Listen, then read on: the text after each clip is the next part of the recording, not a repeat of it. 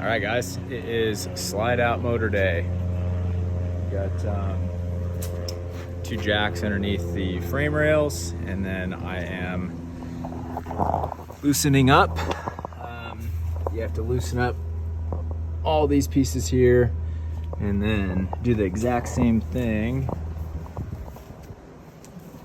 on this other side, which I've already disassembled and got it off. So, and then we got to do a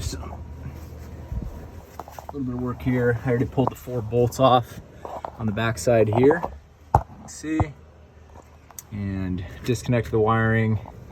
We got to get this trans torque bushing loose, get that trans torque bushing loose, and then we should be able to wiggle or slide part of that shaft one way, the other part of the shaft the other way, and get that motor off. Once we get that motor off, we're going to assemble it the exact same way.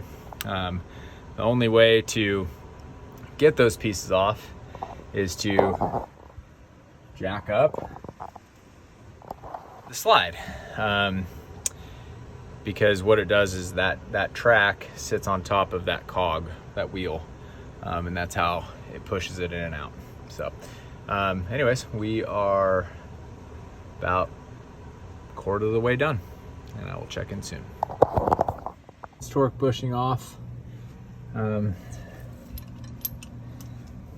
Basically, it's these little guys press into that piece and that piece, and you just have to whack the shit out of it.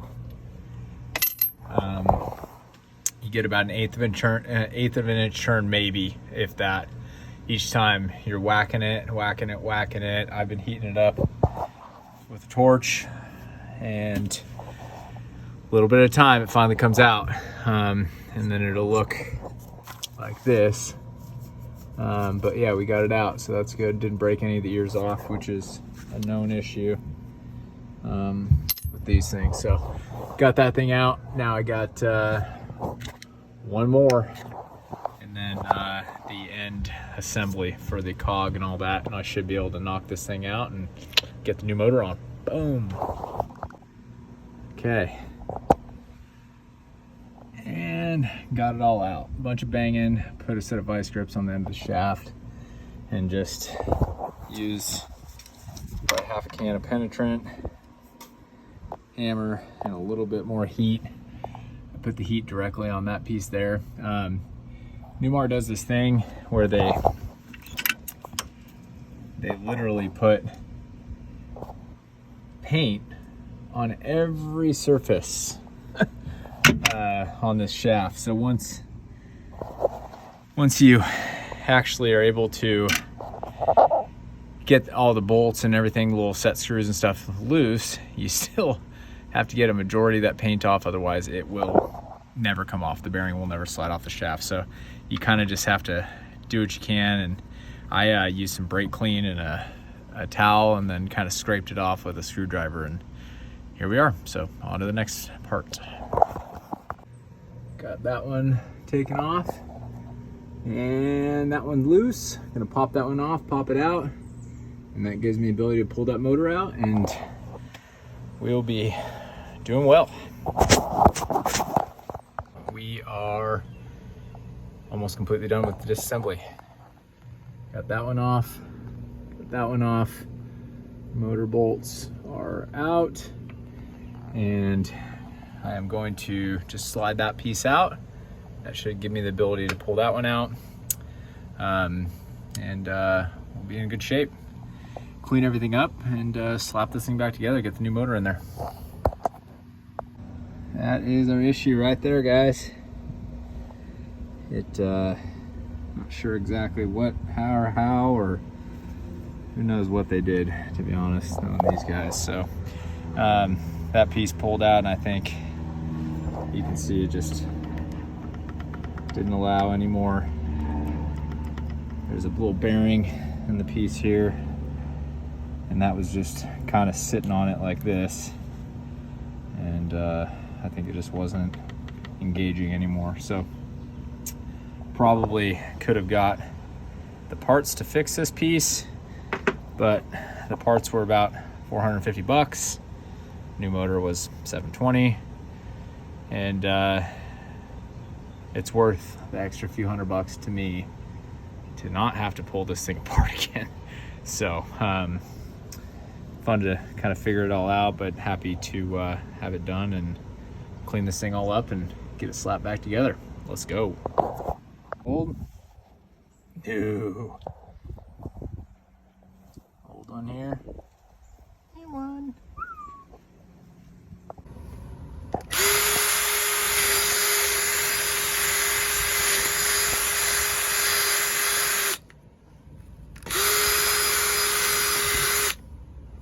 All right, guys, we are back. Second day of working on this thing. We are down to the last cog wheel here. I went to start putting this thing together, and yeah, I think either the previous owners or something, they bent the shit out of this bracket. So this bracket was all the way over here pretty much. This bracket was all the way over here, and they were both warped this way. So I couldn't even get the bolts into there.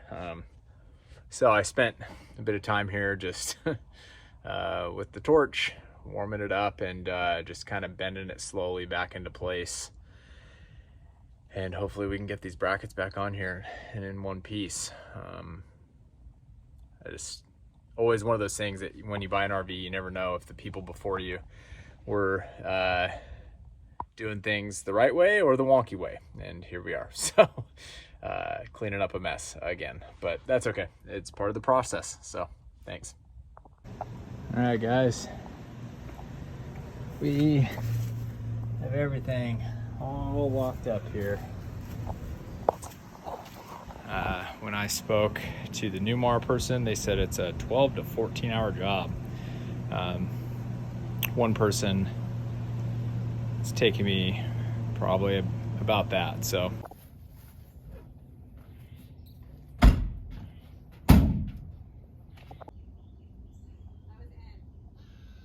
press it again.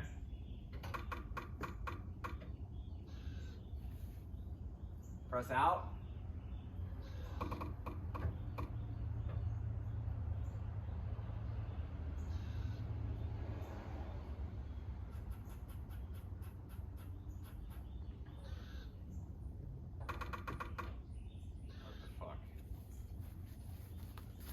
All right, hold on.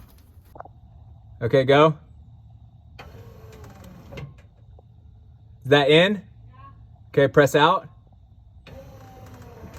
Okay. All right, guys, we are back at it. Got the slide figured out finally after a couple weeks pulling my hair out and just walking away for a bit and then coming back to it. I basically went through everything, chased every lead, checked every the controllers, checked fuses, checked everything, leveled it, didn't level it, made sure everything was secure, and it never was amping up for whatever reason, and I figured out why.